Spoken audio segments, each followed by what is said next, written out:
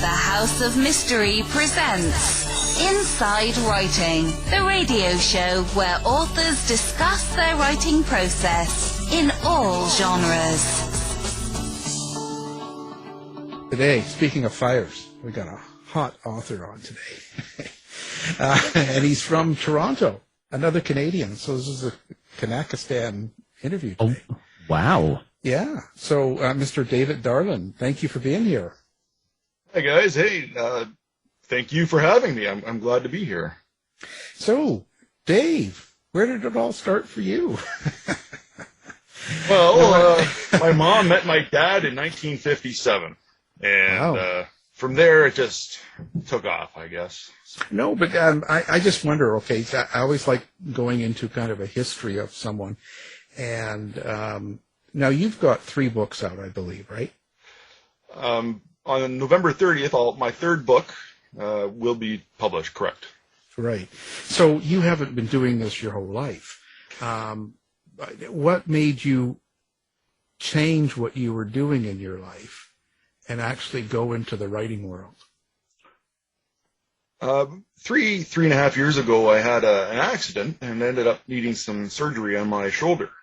And as I was recovering, I was reading about a novel a day. I've always been a prolific reader, and turning around, I was just devouring books as I was recovering.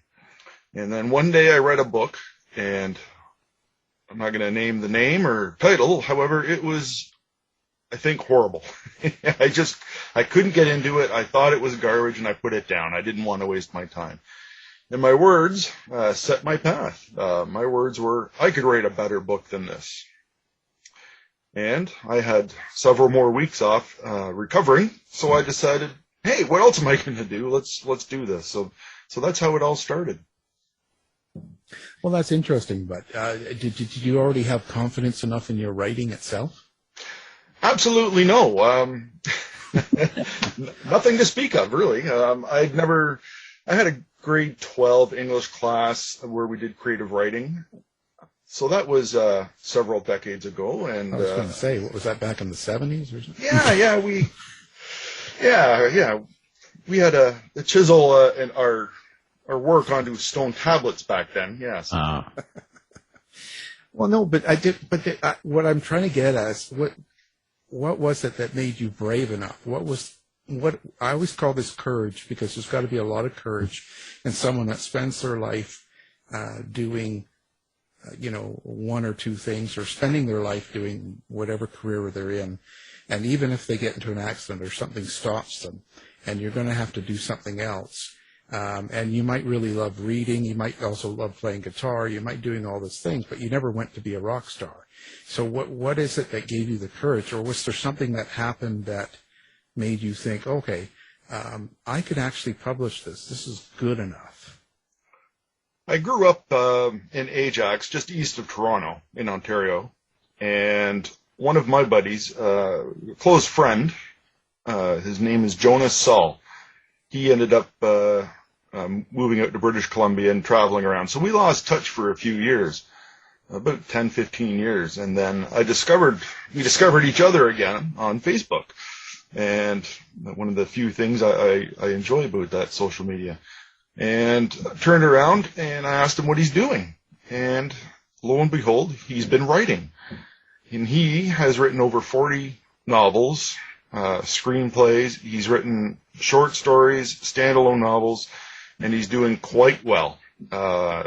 His one series has been opted for by Hollywood, and it's going into production. So he just got the high five from that. And so I've sent him some of my writings, and as we're reconnecting, and like I said, I had nothing else to do while I'm recovering from shoulder surgery, and he thought it was great, and he says, keep going. Mm-hmm. So, wow, that was amazing. That was just a little bit of the encouragement I needed, and from there I haven't stopped. Wow. So just having that confidence with someone that does it for a living gave you enough to go.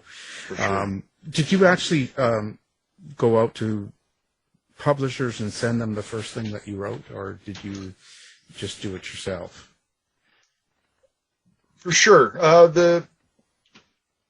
I don't want to say the trap every new writer gets into, is I wrote something, you made some quick edits on it, somebody else looked at it, some quick edits, and you start firing off those query letters to your traditional agents and publishers. And lo and behold, rejection letters keep coming back. So at one point I turned around and said, hey, I think I'm just going to go ahead and self-publish. That's what my friend Jonas did, and he's doing quite well.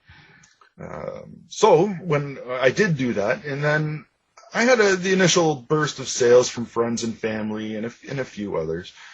And then I talked to a real editor. Yeah. So I made the mistake. I went with a second-year University of Toronto English student who offered her services for a very discounted price for editing. And I jumped on it, and lo and behold, it just wasn't good. So I did talk to another editor, and after talking with him, I pulled my novel down from self-publishing within 6 weeks of having it gone up. Wow. And from there, I ended up working on it for 25 months. Total revision, added 17,000 words, rewrote the story several times before I felt comfortable enough about putting it back up. And that was Serve in the Shadows Recruitment. Wow. So it was kind of like a real learning book for you. Yes. to say the least. Yes, I learned so much.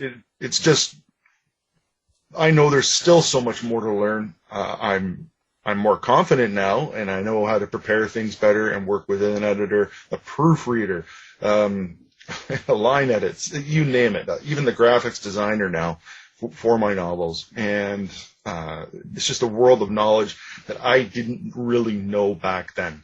But I didn't let that hold me back. I put my shoulder down and I leaned into it and eventually overcame all that. Well, I think that's really important because even I do some self-publishing as well, and I think that it's so important to have all of that done because there's, the downfall with self-publishing is there's so much, I don't know how to say it. I don't want to, we've just got a lot of stuff out there that's not very good, and mainly it's not very good, I would say, because it hasn't been edited or properly, I don't know, formatted or something. There's just something, people are just getting things out, and it's just not, it would be so much better if they took more time.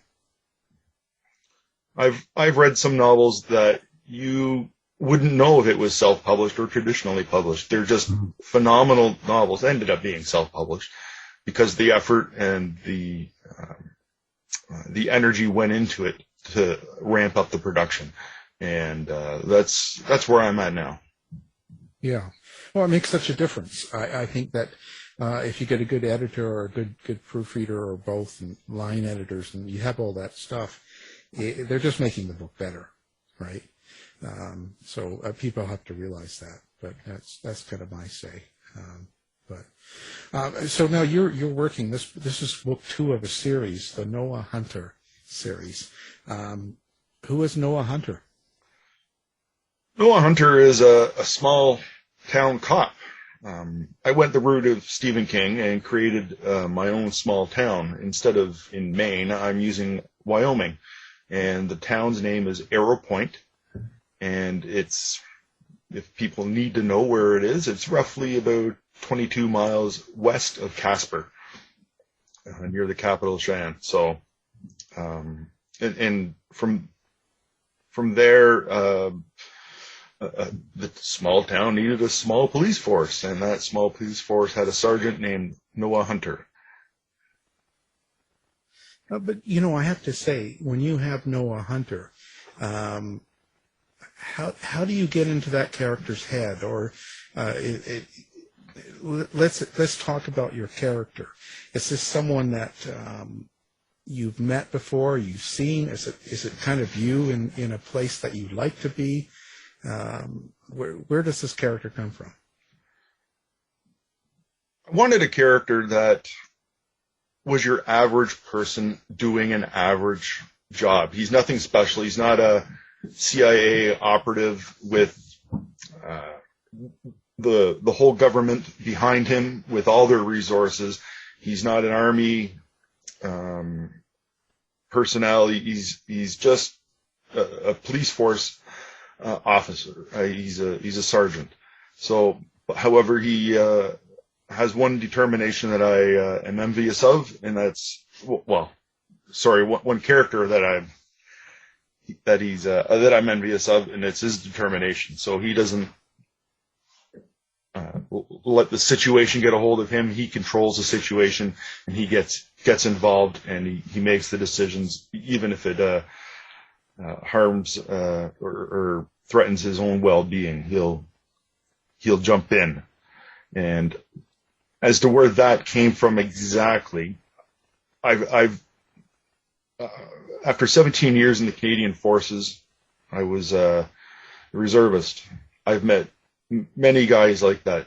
Out of nowhere, they would just do something because it was the right thing to do. And that's what Noah Hunter is. He's nothing incredible, but he does the right thing.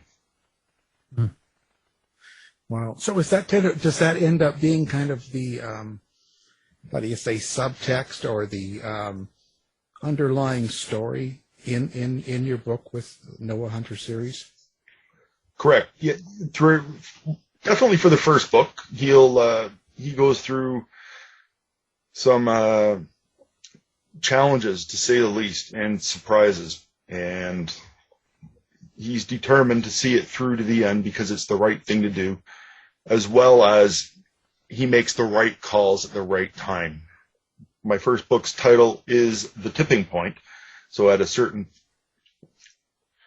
part in the novel, he may go to the side of, is this legal or not? Should I be doing this? In the end, spoiler, he comes back to the good side. He doesn't get pushed over the edge. He doesn't succumb to the tipping point.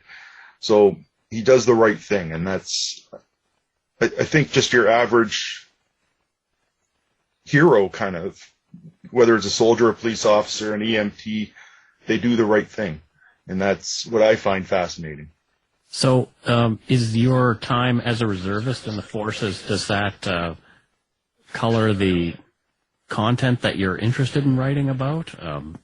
I see, Shadows of Recruitment, and then we have Tipping Point and Grave Choices, and they all they have that feel to them, that same feel. And so it's clear that you're writing from a place that you know. What are your thoughts about that? Like, how do you want to pursue that? Where do you see Noah Hunter growing to? I just had this talk the other day. You keep throwing things at a character in a small town, and who eventually overcomes these dilemmas and problems. They grow. They grow as a character, and they develop, which is, I think, amazing. That's what I love to see as a reader, a character developing from book to book throughout the series. However, at a certain point, you're going to go, how many things can happen in this small town to this poor cop? It's maybe time to branch out or move on.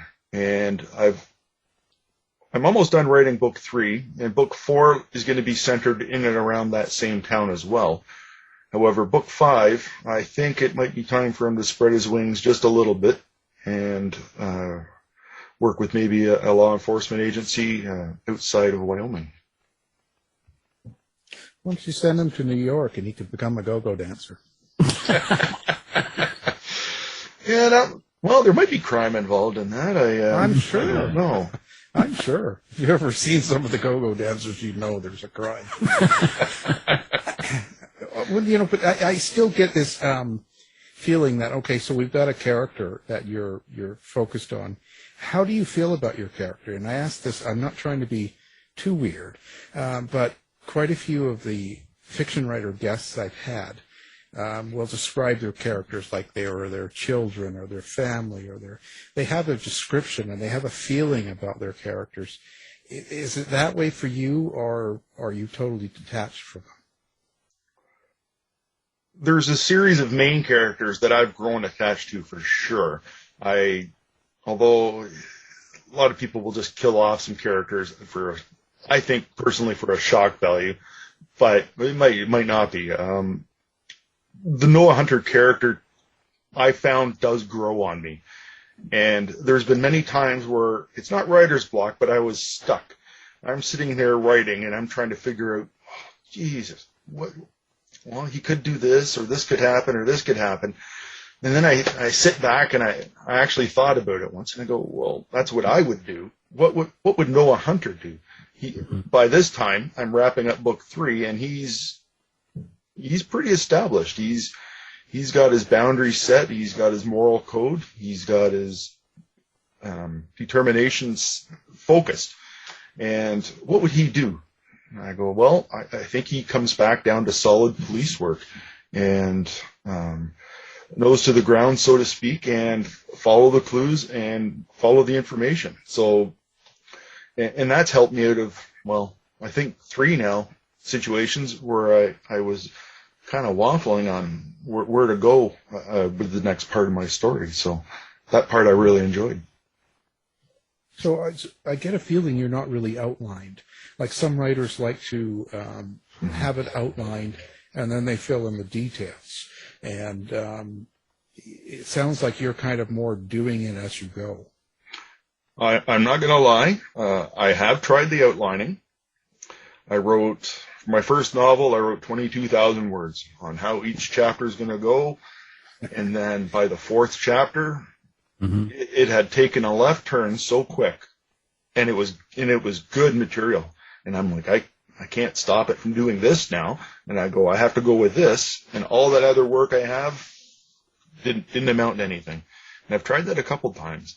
So I keep it in my head, a general outline of the plot, where I need it to go, and I take it from there. And I'm a pantser. That's the author term, the technical one, I think. Yep. Yeah. So do you know where you're going to end? Like, do you know what's going to happen to your character, the main character or the main people, before you're actually putting the story together? Do you kind of know what the outcome's going to be? I think in my mind to have a beginning, middle, and ending as check marks to meet that goal. So, I don't want to talk about the 3rd novel yet. Not many know about it. So let's talk about my first Noah Hunter novel, The Tipping Point. So I don't think I'm going to give away too many spoilers. It's been out a while now, and book 2 is coming out. So Noah Hunter was investigating a series of murders in Arrow Point, and he turned around and was warned off the case. He received clues and warned off the case, or he'll face the consequences. So what happens next is, in a nutshell, his house blows up and his fiancée is dead, and he's left holding the pieces. And then he finds out who was behind it. It ended up being a mafia family from Chicago and organized crime, and he goes after them. So I had the whole first third of the book written in my head almost verbatim. And then I met that one checkpoint, and I go, this is the turning point here. And then I kind of write to the next point, the major point that keeps me happy with the way things are going to end up going throughout the novel. And then I work from the 2/3 mark, I work to the end, and I meet what I've already pictured in my head. And it doesn't always quite turn out that way, but that's the goal. They didn't kill his dog, did they? No, I would not do that. Good. Yeah. Well, the one I was thinking, Canoe Reeves, it's like. Yeah. Yo. Yeah. Speaking of Canadians, Yeah. Yeah, there you go. When you do this, but does these books stand alone in the series? Like, could someone pick up just book 2 without having read book 1, and they'll still get a good story? Correct. While I always encourage all readers to read from the beginning of each series, it's not always possible, especially if you're doing something like Vince Flynn or C.J. Box, and I go, you're into the book 20s before you pick one up. So, however, if I do reference something within my first novel, in the second, I do just a quarter paragraph or something to give people a little bit of the backstory, but it's not required reading, no. Now, with dealing with policing and that, are you kind of cautious about what kind of crimes or what kind of things you're going to include in this, especially with it being so hot in the U.S., like with all of the, the big cases making news and everyone's watching these trials and there's a lot of race issues and stuff. Are you just staying away from that, or are you including any of that? At this point, yeah, I would shy away from it. Yeah, it's controversial, and while I don't know the numbers enough to give you a percentage rate, like only 3% of the people are bothered by this. Well, if that 3% are readers, then they're not going to even want to pick up my novel, and if they don't tell word of bad mouth, I'm not exactly sure. However, there are enough topics out there that I don't need to go into too much. For example, like the second novel is about a serial killer, the third novel is about a missing child case, and the fourth one's going to involve gun running, illegal guns, through an arms dealer, stuff like that. So book 5 I'm already researching on the side, and I'm hesitant to do it because the research is dark. It's all about human trafficking, and I've been talking to some mostly the ATF down in Georgina for some research materials, and it's not pretty. So it's a dark hole to go down, and however, not talking about it doesn't make it go away. So right. Well, you just have to be careful on how you address it, because these are the days of being labeled. You're this, you're that. And correct. You have to be very careful. I happen to know a guy that did a really good book called In Chains, which is about human trafficking. Oh, that Alan Warren guy. Yeah. Oh, really? It was a bestseller. It did really well. It still does really well. Yeah, I'm going to have to get this guy's number and give him a call one day. Yeah. Well, you don't really want to talk to him. He's kind of weird. He's kind of he's kind of a little creepy. I would be careful. But fair enough. Just send him an email. Well, this is really interesting. So, is there something you want people to get? So, if I pick up Tipping Point, take it home, read it, and like it, the whole thing. But is there something you're hoping I take away from it? Is there some sort of feeling or thought that you want me to have, or is it just entertainment? I believe, again, with the political situation of the United States last administration, and certain things going on here, even in Canada, I don't want to be labeled anything untoward. However, I'm a firm believer in justice matters, and for that to occur in a book, the guy is held accountable, or it's dealt with quietly, but it's dealt with. For me, I find that more important than a cliffhanger type novel where I have to wait for book 2 or 8 to finish off what's going to happen to this guy.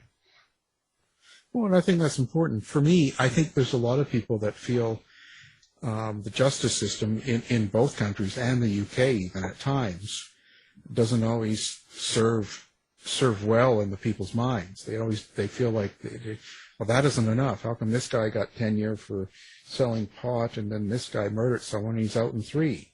Right? There's always these people talking, and a lot of it might be exaggerated, but I think there's a lot of people that aren't always happy with the way things turn out in the justice system. So, in a way, having a book where it kind of holds, like you know who did it, you know, the crime, whatever it is, and you hold them accountable, I think that's sort of gives you a kind of a, I don't know, a completion sort of feeling, like a feeling of satisfaction from that. Mm-hmm. That also leads back into, do you need to read the second book or the first book? No, you could read the second book without having to read the first books. It's almost entirely complete in itself. Can you sit down and kind of go, okay, well, today I've got, you know, from 10 to 2, so I'm just going to sit down and write. Like I have nobody in the house and the dog's sleeping, so I can write. And can you just sit down and turn it on, or do you have to be in a certain mood? Well, I write 7 days a week. At first, after I went back to work after my shoulder surgery, I continued to write. And then I found I didn't have enough time in the day to really get into it, but I wanted to still do it. So I gave up a few things. TV. I don't really watch TV much anymore. Maybe an hour show a week with the wife to bond, I guess. And I set my alarm earlier. Instead of waking up at 6, I get up at 5 o'clock every day now. I have my coffee. It's quiet. There's nobody around. It's really quite horrible. Oh, good times. And I get a lot of writing done then. And before bed, I'll sit down for an hour and write again. Mostly, it's just when I can and where I can. So I'm the same as you. I do that. I'm up early and I write near bedtime as well when I'm alone, except for the dogs. You know. I'm still in bed just now. Yeah. Yeah, he'll have breakfast after the interview. Oh, good times. Exactly. It's often true. Well, you know, I mean, we all do what we need to do. I just find it interesting. But do you have, okay, so the last couple of years, and we kind of touched off, you know, you said something about the last administration. There was a lot of hairy, sort of scary times over the last 4 or 5 years. And then with the pandemic and with, you know, no mask rallies and all these crazy things going on. With that going on outside your door, does that sort of affect your feeling? And when you write, does it kind of get in the way? I do know one thing, for the most part, no, it doesn't affect me when I'm in my own little tiny world. It's just me and my laptop. I'm sitting in my comfy chair and I'm typing away, wondering what else is Noah Hunter going to get into. One of the things I'm concerned about, and I know a lot of authors are, is do I introduce or have the pandemic within my novel? How will that play out? And I still don't know if I'm going to do it or not. Mm-hmm. Yeah. I think it's one of those things that you can avoid safely right now, because the thing is, I don't think we know how it's going to end. I don't think we know where it's going. Like when you're dealing with, I do older stories and crimes that happen, we kind of know what's happened in that time. You know, we know Hitler lost, let's say. You know, right. You can get, you know, it could have, yeah, he did, really. Oh, no. Yeah, he went to the moon. Okay, he's hanging out in the moon, yeah. Aliens and all that. You know, JFK too, I think. Yeah, reptile. Yeah, JFK Jr.'s coming back. Too soon, guys. Too soon. Yeah. Oh my God. Sorry. If that's what you believe, that's what you believe. I'm not here to say. No, I'm not sorry. If you believe it, you're crazy. I'm over trying to be polite now. I'm just over it because it starts to get into the way of our lives, our you know, just our sanity. We've got enough to deal with. We don't need these insane people spouting out. I'm just over it. I'm just over it. I was so held my tongue for a couple of years. Oh, you don't want to get into that. You know, they won't listen to your show. They'll call you names. It's like, I'm over it. Call me names. It's just crazy. But having said all of that, and it's my opinion only, so send me the hate mail. I enjoy it. But so I would stay away from something like that because you could get it wrong. You don't know what's coming down the pike, so to speak, right? So right now, my mindset is, as a reader, I like to read a novel to escape. I don't want to say reality, or take my mind away from things, or enjoy an adventure that I can't go on. And when I'm reading about somebody having an adventure, still dealing with all the problems that I have to deal with every day, wearing masks or getting a fifth booster shot, like, it's just, I don't think that'd be something I'd want in a novel as a reader. So that's where I'm leaning right now as a writer, to not include that. yeah, no, that makes sense. But having that darkness outside your door, so you have zombies outside your window when you're sitting in your chair typing. Of course, yes. But do you think that makes your writing get a little darker? I maybe even without knowing, because I think a lot of things go on in the world around us. Like when you talk to people that really know serial killers, for instance, from 60s and 70s, they were saying, well, you had a lot of people that were kids of parents that came back from the war, the way their dad treated the son type thing as growing up. So like Peter Vronsky, he talks a lot about that. And it might be true, but at the same time, then what are the kids that we're creating now? So if this society has this kind of effect on the people around us, do you ever think that maybe it has an effect on you as a writer without you really knowing? Like, would you look back in 10 years and kind of go, and you start looking through Tipping Point and you go, ooh, I guess I was a little bit angry here or something. I'm just throwing that out there. Do you think it affects you in that way? As a whole, no. Where I am with my friends and family, and I'm not experiencing, and never really did experience a horrific series of deaths, restrictions. We did have to wear masks. Could we go out to the bars and pubs? No, we couldn't. However, I'm 51. I'm not going out to a bar and pub anyway right now. I like being in bed by 9. So, did that affect me in that regard? Yeah, I had to stay home more. What did I get from that?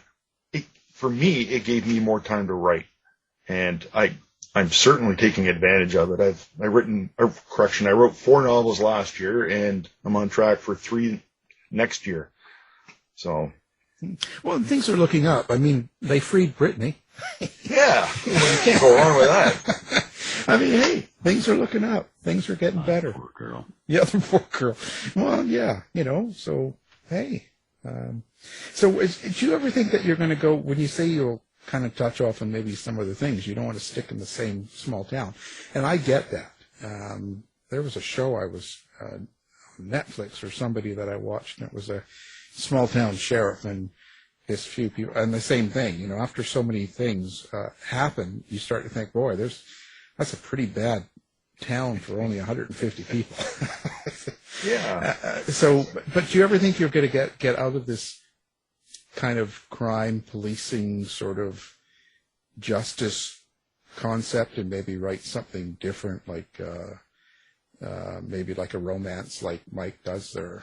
Oh, stop. Yes. Well, maybe a co-author with Mike on a couple novels, but I'll have to grow my hair long for this. So, will this go? Do I picture my series going on forever? No, I really don't. I do have other projects on the go right now, and I do have at least book 5 planned out already with Noah Hunter series, and I'm going to reevaluate as soon as I type the end on book 5, and I might shift my focus to another side project. For the people that know you already, if you have fans out there that know you and they've read your books, what do you think would surprise them most to know about you? Like, do you read or listen to things that might totally surprise them? I'm fairly well known, especially on Twitter, Facebook, as a thriller genre. I've read almost everybody, and I've devoured the series. And one of the things that I've surprised a few people with, especially after writing a police thriller novel, was the fact that I have a science fiction novel that I'm probably going to end up self-publishing at the end of February, as well as a fantasy series that's well underway as well. So do you still have time to read yourself? Read other books other than, now that you're writing? It's funny because I'm trying to, on Netflix they had Amazon Prime, they had a new series came out called Eye of the World, based on a Robert Jordan books, the fantasy series, very well known. About 30 years ago it started out, 88 I think. So anyway, I started watching it, and it was just okay. So I picked up the actual novel again a couple nights ago, and I started reading it. And I would read a few pages, and then I'd have to close the book. And then I'm like, how was those like 2 or 3 pages? They introduced like half dozen characters, the whole town, the barn, what he was eating. And so I go, how did Robert Jordan do that? It was just so well done that it was just a pleasure to read. But could I keep reading? No, I had to stop and study it and learn how did he do that in one paragraph, describe a whole barn so it felt like I was in it, that kind of thing. So my reading has slowed down quite a bit in that regard, because I find myself doing that all the time now. Yeah, so you find that now that you're writing yourself, the way you react to a book you're reading is much different. You tend to analyze it a lot more. For sure. And I've also discovered that I am really good at spotting errors in anybody's novel, anywhere, except my own. It's just, it's like a gift, really. Yep. Yeah, I could pull any of my books off the shelf, flip around, and I could find something that's just not quite right, and then I could read my own manuscript 12 times, and then somebody picks it up in 3 seconds. They go, "Oh, did you mean to say this?" And I'm like, yeah, thanks. It's the worst when you're doing your audiobook, and then you're realizing, oh, this has been through editing like 15 darn times, and oh no, here's the mistake. Oh no. I have to say this, but I know it's a mistake, and it's already gone to the printer, so oh well. Oh boy. Well, Daniel Silva had a book out, what was it, last year? Chapter 13, the title of the chapter was called Switzerland. It went through Daniel Silva, one of the world's best writers, I think. And right now, nobody checked the title. It was spelled wrong. He spelled the word Switzerland wrong. So how many people did that go through? So it happens. I know it happens, but every time something gets pointed out, it's like a knife being twisted in my guts a little more. You're like, oh, geez. So. Yeah. Oh, yeah. We all know that. I'll actually look through your book and I'll let you know. Oh, thank you very much. Oh, I can't wait for that email. No, I'll post it online. So who are your favorite authors then? Who do you look for inspiration, or who do you like to read? One of the series I've been really enjoying lately, and it's had a little bit of impact on my current police thriller series, is David Baldacci and his Amos Decker series with the, I believe Amos Decker has moved in and is working with the FBI, and he used to be a police officer who had a football accident, and he has a perfect memory recall. So, and then he gets into the bad cases, and he ends up, solving them because it's a novel. And I really enjoyed that series. It's just fantastic. One of my other series it was the Mitch Rapp series with Vince Flynn, and who's been taken over since Vince passed away, is Kyle Mills. And Kyle Mills has done an incredible job of carrying on the legacy Vince Flynn has left. So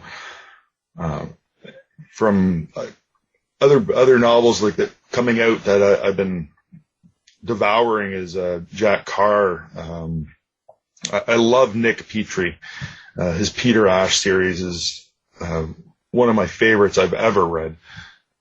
But I also like the science fiction fantasy stuff from Greg Bear, like I already mentioned, Robert Jordan, Elie Modesitt Jr. So there's quite a bit of material for me to read in my background there. Yeah, that's interesting. It's quite a science fiction into crime. I wonder, so do you like the older science fiction, or is the newer stuff? Because it's quite different. Do you like? Well, when I first started, well, yeah, for sure. When I first started reading it, it wasn't older science fiction. So, Robert A. Heinlein, I think, is a trendsetter. He created so many wonderful, beautiful novels.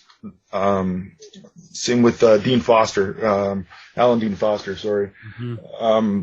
It's just I love that kind of stuff. It was just amazing back then in the early '80s.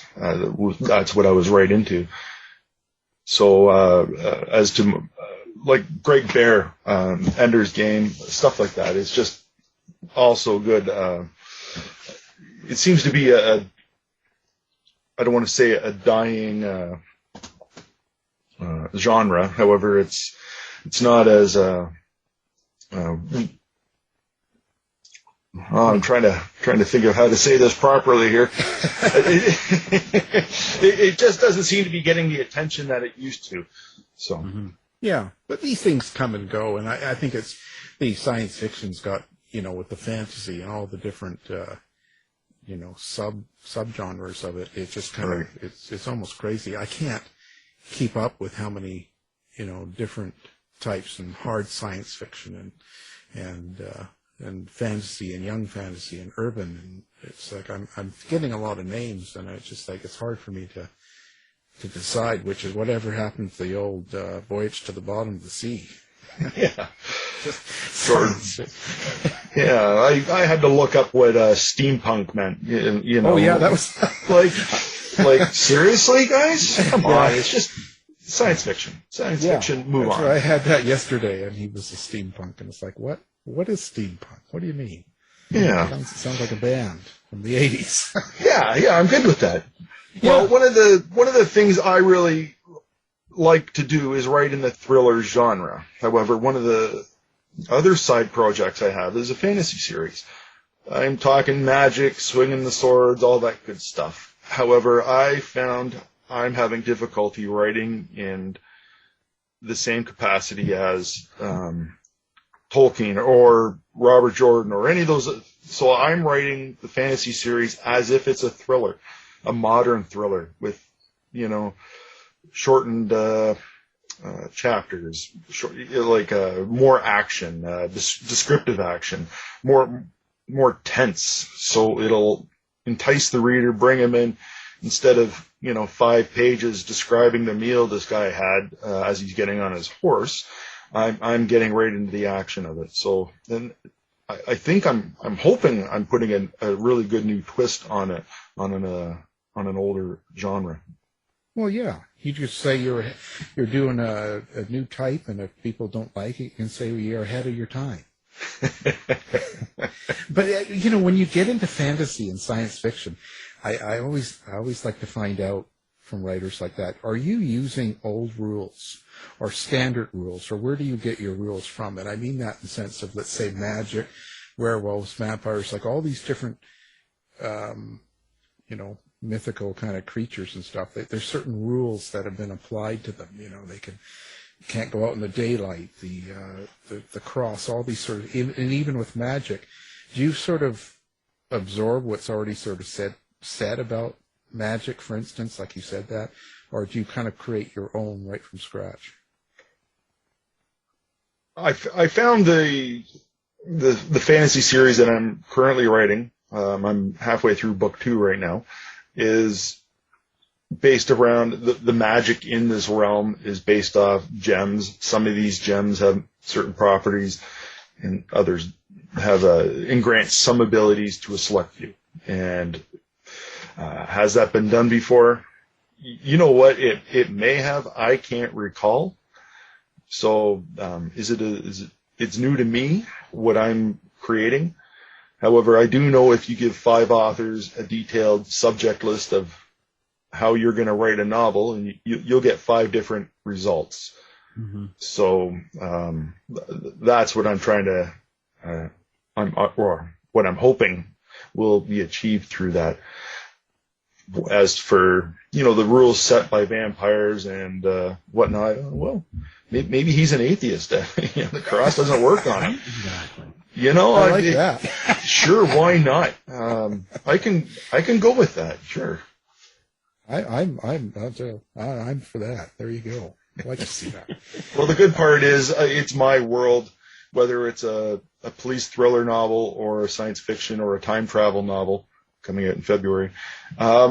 It's my world. I can do what I want in it, and hopefully the reader will like it and follow me along for the journey. Groovy. How do you like to interact with your people? Do you like interacting with readers and people and exchanging? And do you like social media and that whole thing, or are you kind of shy away from it?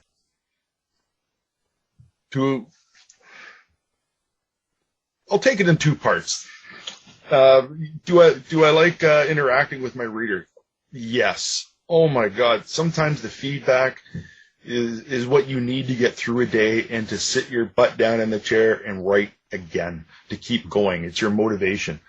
This guy I've never met before messaged me. He's from India, and he goes, "I loved your book." He goes, "I thought it was incredible, and the fact that you did it as a self-published and you had to go through all that yourself and didn't have the big agency behind you." And he goes, "I liked it better for that because you did a great job." And he goes, "I liked it better than that traditionally published novel that just came out and everybody's bragging about." And I go, "Well, thank you." The motivation right there. Now,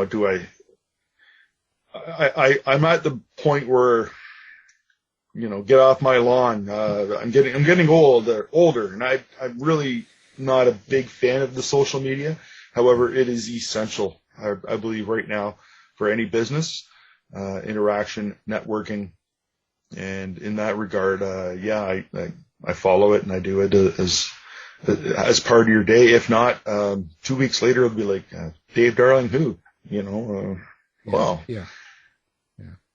Well, that's, so when you get a bad review, what do? Hunt them down, kill them? Like what? Nope. I would rather have an honest review. If it's honest, that's fair enough. I don't think that's too bad to ask for. Good. I'd rather have an honest review.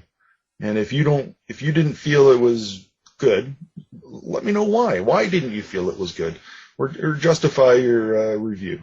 However, I'm not going to lie. Anybody can go check right now. All my reviews are quite positive.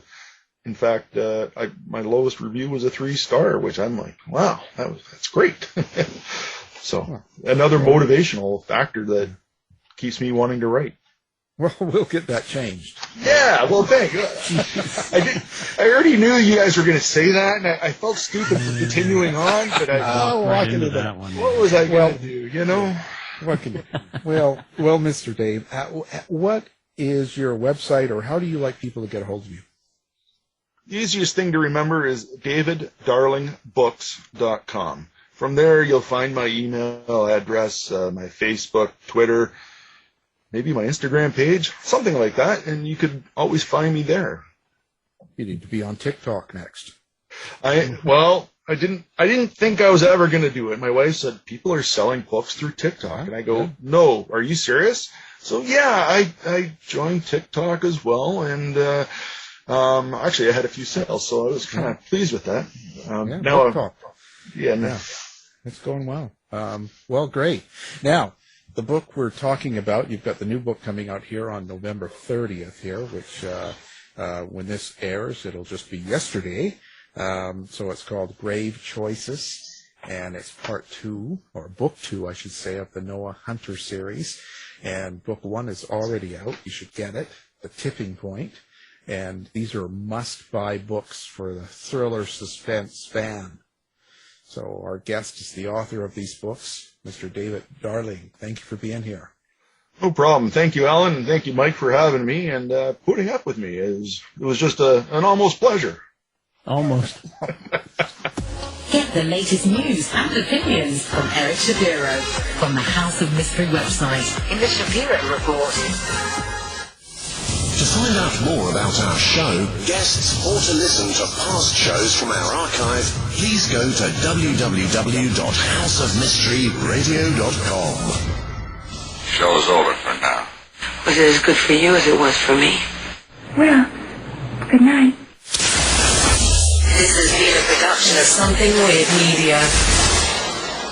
I'll be back.